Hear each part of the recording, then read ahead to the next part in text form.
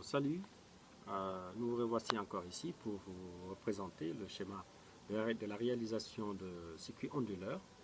Alors ici à l'arrivée, vous avez, disons à la sortie de notre transformateur, nous avons un transformateur classique de séparation ligne médiane qui a 230 volts courant alternatif et à sa sortie vous avez 12 volts avec séparation. Donc ces 12 volts sont reliés à chacun de leur côté avec un transistor MOSFET, puis à leur tour reliés par un condensateur de liaison électrolytique de 2,2 microfarad, puis ensuite reliés par chaque collecteur de 2 transistors NPN et ensuite reliés sur leur émetteur sur la partie négative de l'alimentation de 12 volts qui est notre batterie qui doit alimenter les dispositifs. Alors nous voilà, voici notre appareil multimètre. On a déjà réalisé notre circuit qui est ici.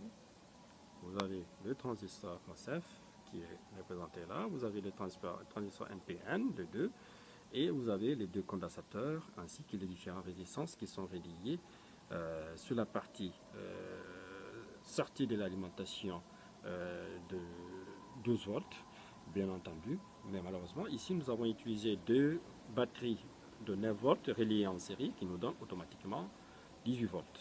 Donc on aura 18 volts qu'on va injecter sur les dispositifs ici. On a déjà relié la borne positive que vous voyez juste ici, reliée sur cette partie-là, et qui est connectée sur la partie positive.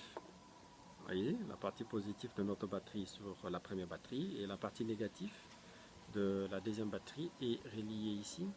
Ce qui va nous permettre de pouvoir injecter cette partie-là, vous voyez ici, sur la partie négative de notre circuit.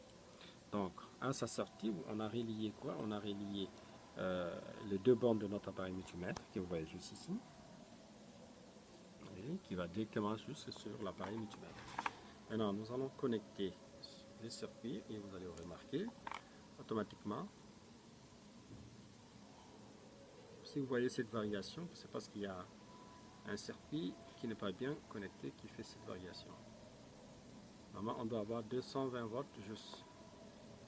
220 ou 230 watts, voilà, on est bon. Donc nous avons 280 ou 240 watts à peu près. Et à la sortie de notre circuit qui est connecté sur notre transformateur que vous avez ici. Et nous avons bien mis en mode alternatif 750 volts.